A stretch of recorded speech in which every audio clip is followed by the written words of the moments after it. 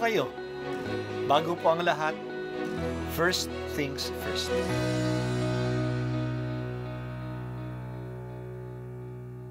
Good morning po. Sinisimulan po natin ngayon ang first things first. At dito po, tinatalakay natin sa unang bahagi ng umaga natin ay ang first readings na binabasa po sa banal na misa.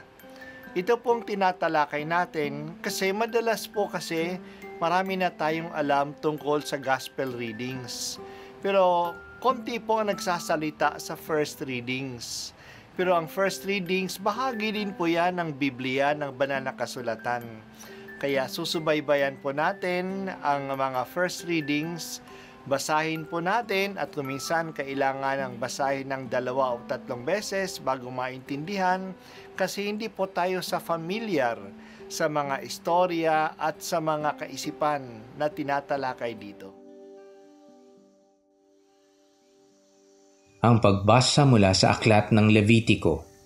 Sinabi ng Panginoon kay Moises, "Sabihin mo sa buong kapulungan ng Israel, magpakabanal kayo sapagkat akong Panginoon ay banal.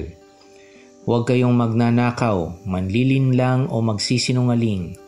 Huwag din kayong manunumpa sa aking pangalan ng walang katotohanan, pagkat iyon ay paglapastangan sa ngalan ko. Ako ang Panginoon. Huwag ninyong dadayain o pagnanakawan ng inyong kapwa. Huwag ninyong ipagpapaliban ang pagbabayad sa inyong pinapagtrabaho. Huwag ninyong aapihin ang mga bingi at lalagyan ng katitisuran ang daraanan ng mga bulag. Matakot kayo sa Diyos. Ako ang Panginoon. Huwag kayong hahatol ng walang katarungan upang pagbigyan ang mahirap o suyuin ang mayayaman. Huwag ninyong ipamamalita ang kasiraang puri ng inyong kapwa, ni sasaksing laban sa inyong kapwa upang ipahamak lamang siya.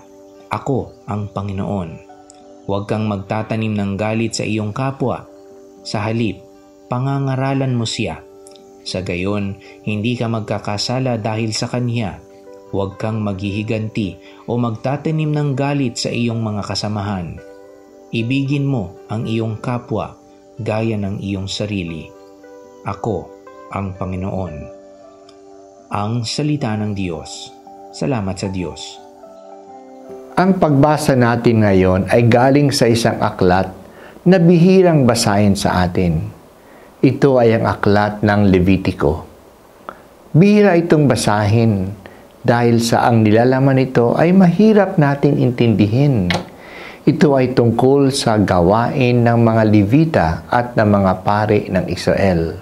Mga alituntunin sa pagsamba tulad ng mga uri ng mga paghahain sa Diyos, paano ihain ang mga ito, ang mga kasuotan ng mga naglilingkod sa templo, ang bawat gawain, ang bawal gawain o kainin para manatili ang isang tao na karapat-dapat na magsamba sa Diyos, ang mga nilalaman ng toldang tipanan, ang mga kapistahan ng mga Hudyo, at marami pang ibang mga detalye na pagsamba na hindi naman tayo familiar kasi iba naman ang pagsamba na ginagawa natin ngayon. Pero may mahalagang bagay din na nilalaman ang aklat ng Levitiko. At isa nandito ay ang binasa natin ngayon. May dalawang pangungusap, may dalawang pangunahing aral na binigay sa atin ng pagbasa ngayon. Ang isa ay nasa simula ng pagbasa at ang pangalawa ay nasa katapusan. Nagsimula ang ating pagbasa ng utos at ito ay utos, hindi ito pakiusap. At ito ay para sa lahat, hindi lang para sa iilan. At ano yung utos na ito? Magpakabanal kayo kasi ang inyong Diyos ay banal. Ang panghuli naman ay isang utos din. Mahalin ninyo ang inyong kapwa tulad ng pagmamahal sa inyong sarili. Ginamit ito ni Jesus nung sabihin niya na ang utos na ito ay katulad ng unang utos na mahalin ang Diyos ng buong puso at ng buong lakas. Sa gitna ng dalawang utos na ito ay may mga detalye paano maging banal at paano magmahal sa kapwa.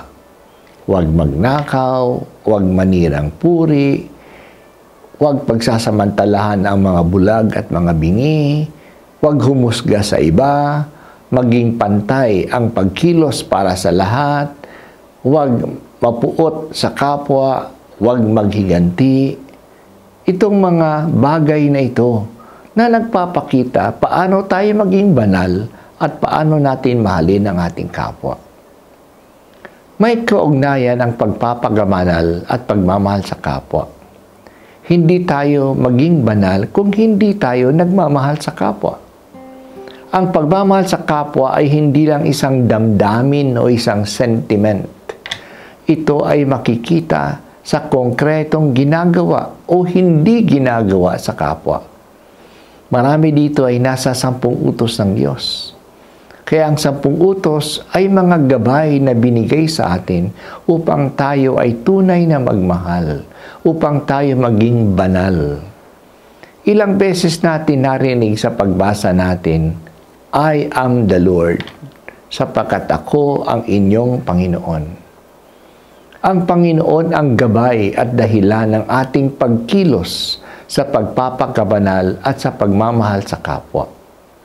Ngayong Kwaresma sana, ang mga gawain natin ay magdala sa atin ng kabanalan at sa pag-ibig natin sa kapwa.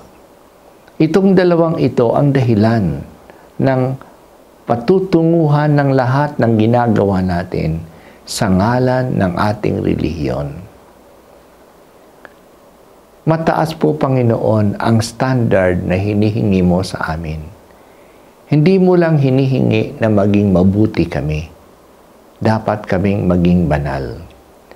Hindi mo lang hinihingi na huwag kaming gumawa ng masama. Kailangan kaming magmahal. Tulungan po ninyo kami na mamuhay ayon sa inaasahan sa amin.